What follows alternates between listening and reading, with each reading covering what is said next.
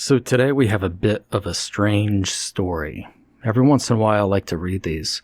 Obviously it's not a mainstay on this channel because a lot of people tend to shy away or they get confused. Stories like this you really have to look deep into, which is why I don't like narrating them for the channel. It reminds me a little bit of Jeff Vandermeer's Hummingbird Salamander, if you've ever read that.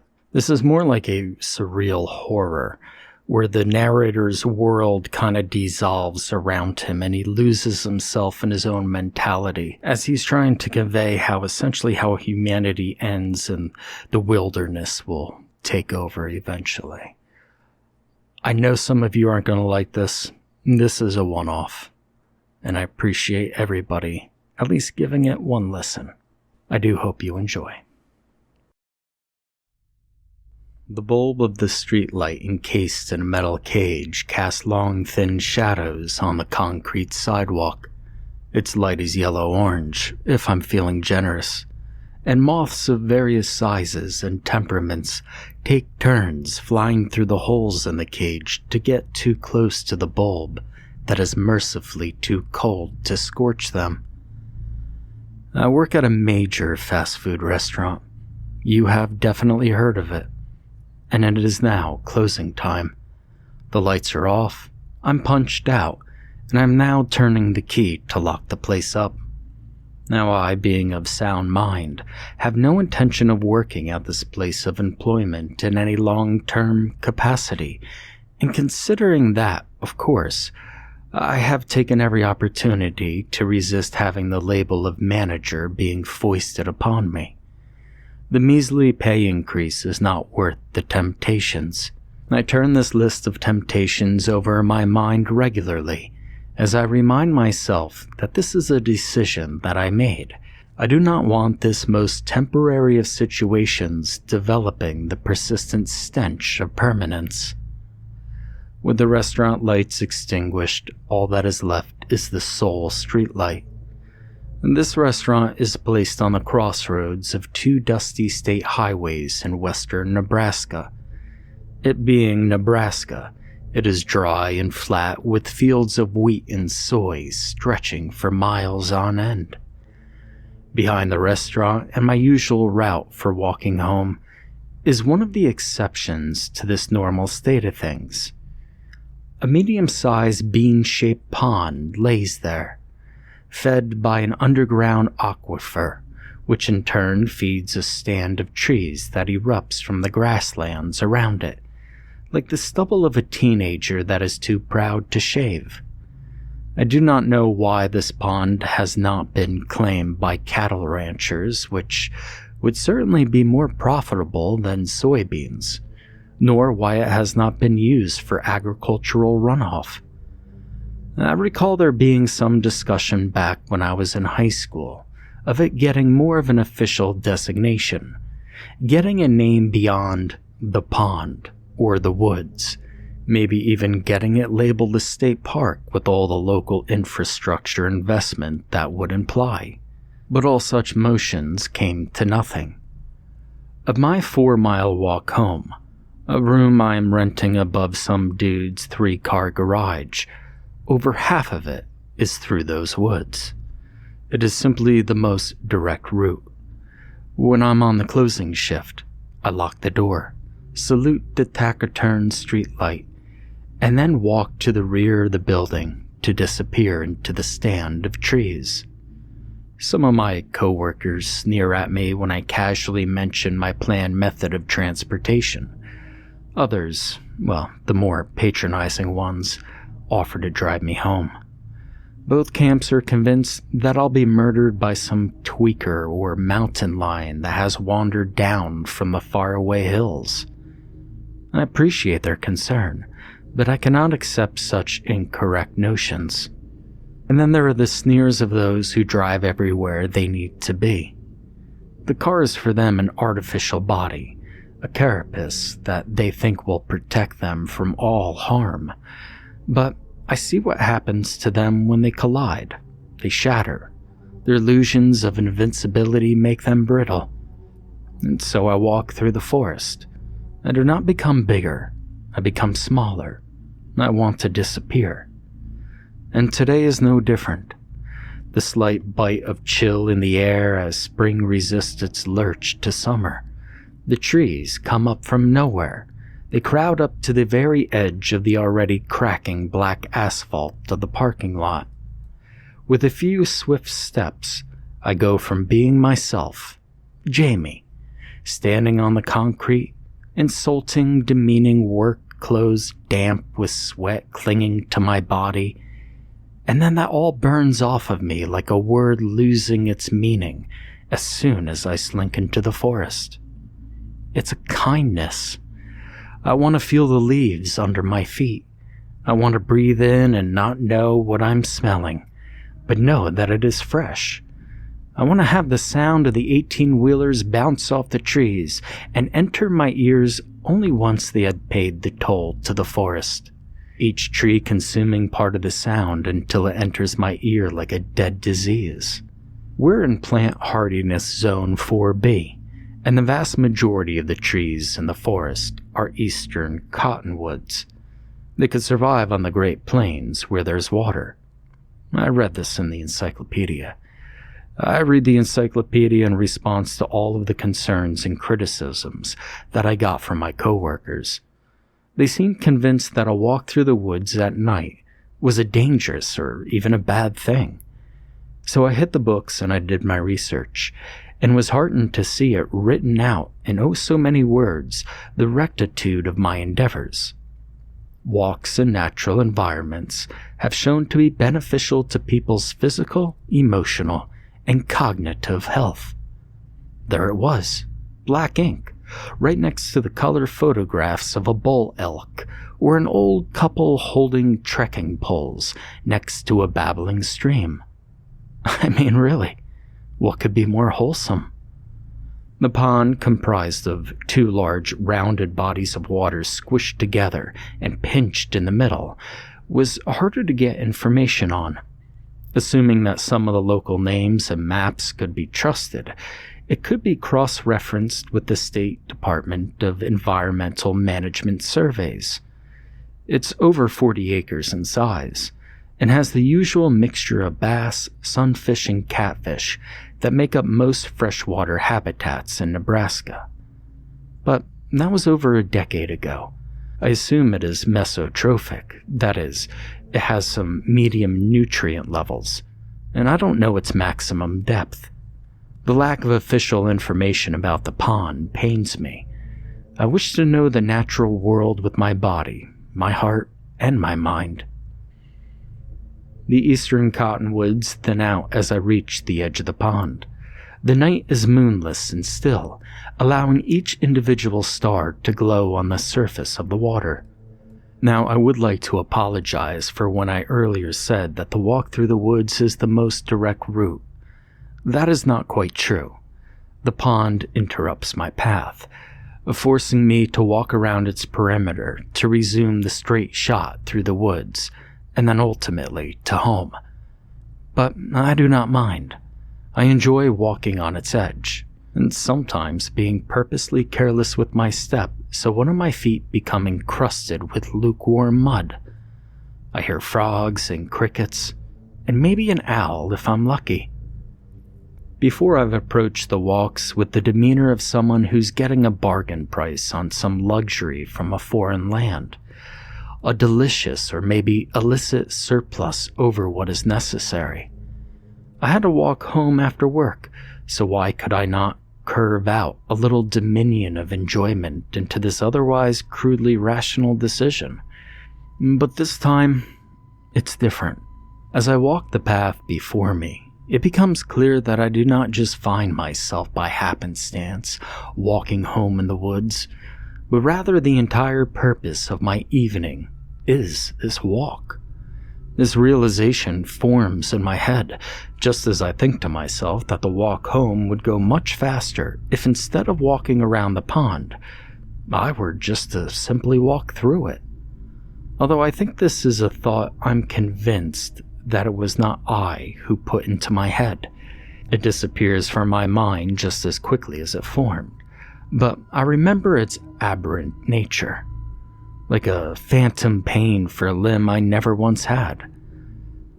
The thought disappears, but leaves no traces. I can enjoy the odor of petrichor and decay from the shoreline. I could see the complex shadows cast by the logs reflecting starlight. I could see the water in the forest just fine. It is beautiful. There's no need to walk through the pond. Walking around it, I can take it all in. The next day I worked the fryer, dredging, frying, scraping, sweating, and after a long evening of preparing a grotesque litany of foods, it was my responsibility to clean the appliance. My mind was elsewhere, but my conviction is ironclad that a wandering mind is normal in such employment.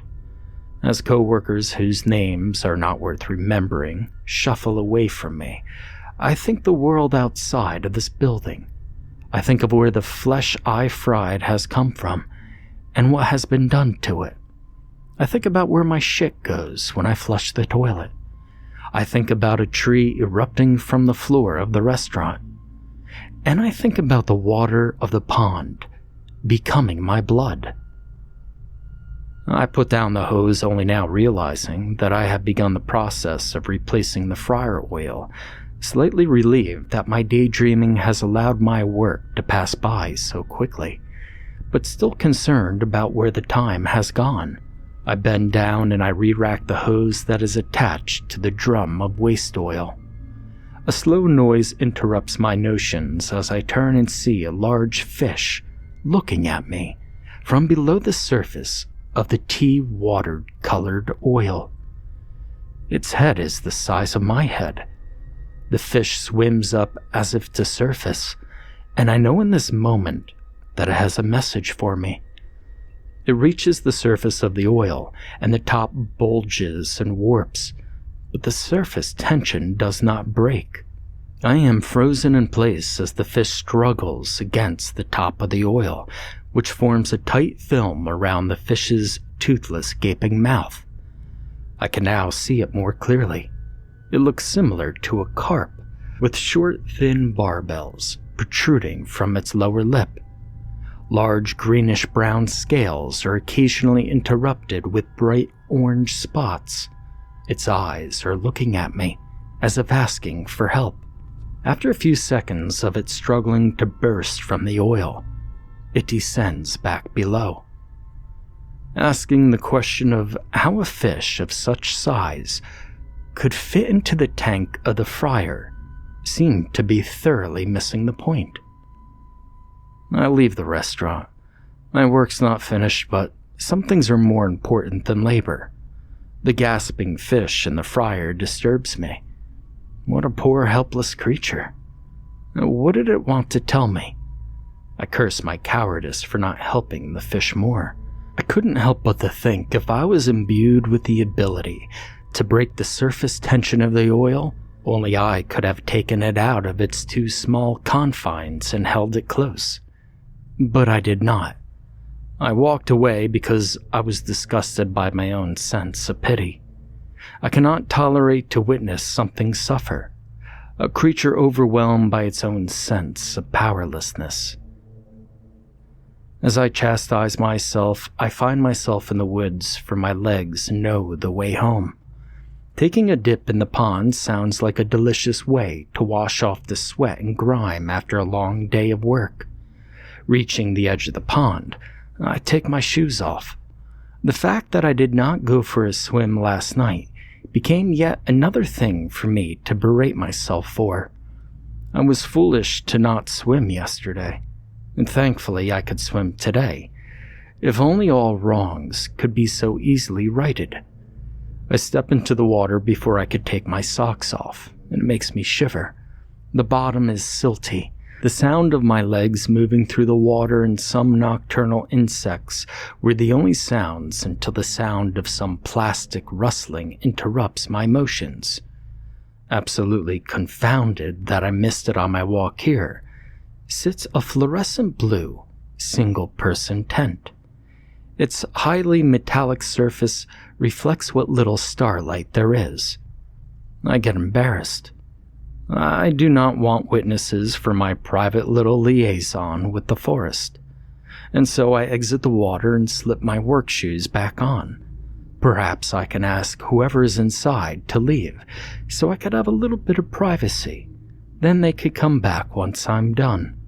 As I walk towards the tent and notice the small plastic bags and shards of broken glass, I realize I should give whatever person is here a little bit of money. Clearly, they're suffering more than I am. Hello? Is anyone here? My words are foul in the otherwise pristine night, and I immediately regret saying them.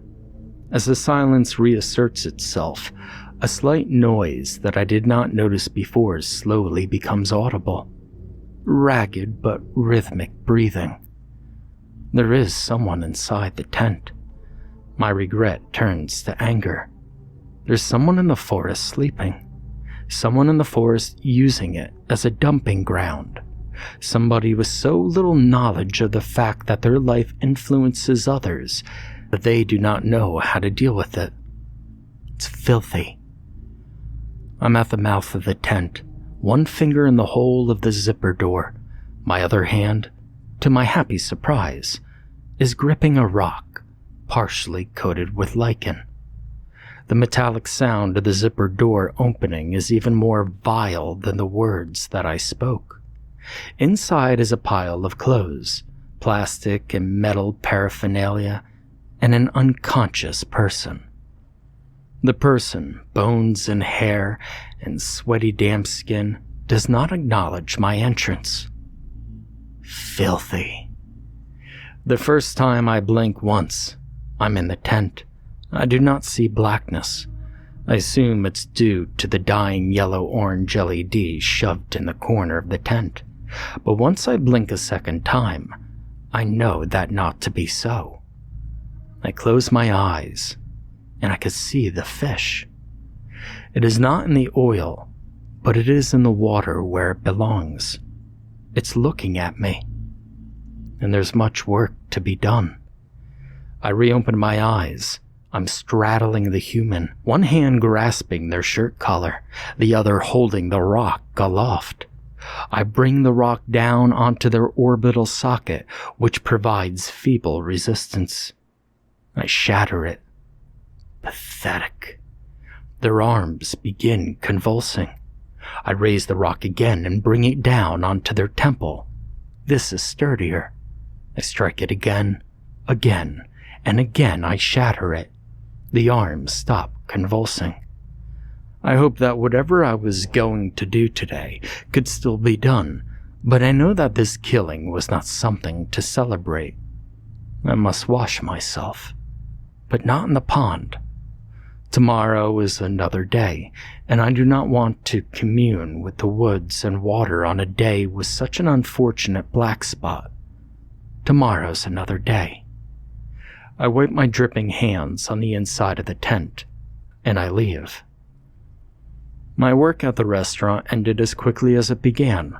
Fingers were pointed in my direction, accusing me of leaving the kitchen a mess. The floor slick with used oil, tools, and equipment scattered, following a logic foreign to them. I tell them that leaving it in any other state would have been impossible. But I receive no sympathy. I'm freed from my responsibilities there. The eyes of my now former co-workers are on me. Their concern cannot penetrate me, and their attitude is amusing. I can now head home under the cover of sky not yet black. I run into the woods before my formal reprimand can be completed. I don't recognize their authority. With the pace of my sprint, the stick and briars and vines tug at my clothes, so I lose them. The branches and nettles do not tear at my skin, but embrace me with the vulgar covering. The lack of clothes means I need not slow my pace as I reach the water's edge. I splash into the water and laugh and sit down, my back leaning against the mossy bank, hands grabbing at the branches that lean over the water's edge. This is where I am. The moss is soft, and the mud embraces my buttocks. A slight turbulence in the water by my feet stops my laughter. I look up to see the fish. It is the fish that I saw when I closed my eyes, not the pathetic simulacra I fled from last night. It swims up to me, slightly struggling in the shallow water. It places itself in my lap, barbels caressing my thighs. It opens its mouth and speaks to me. "Thank you for coming. This is a much more acceptable way of meeting than before." And then we began to dance, so we no longer need to speak. That which no longer speaks, say it's also the trees. That the trees would not be there if it were not for them. That they had been there for a long time. That the trees were acutely aware of where the concrete begins and where they can go no longer, and that is their enemy.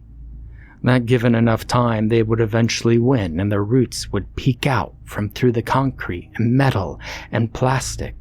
But that time is a luxury that no one can afford, and the process must be expedited. I'm apparently the first human that has listened to them. I agree that they would have gotten to me sooner, but first the fish had to learn how to speak to convince me. This was a great sin that must be cleansed, for language is even worse than concrete and metal and plastic. I get smaller. I feel myself dying. I look up to glimpse at my hands, and I'm sloughing off of myself. Things are growing on my hands as I look through holes forming on my body. Long mycelium erupts from my skin. But why would I bleed? What I first thought was a sensation of dying was rather a sensation of change, and I, for the last time as a human, engage in the uniquely human behavior of berating myself. I forgot what it was like to move. I'm wood. I'm chlorophyll. I am shit. The thing that made noise with its mouth feeds upon the algal bloom erupted from the dead mute flesh. In lieu of movement, the sludge that is me instead grows. I do not move through space. I spread through space, a slurry of life itself. The trees shake and yearn and flourish at my touch, and the animals of the forest herald my arrival with great displays of excretion.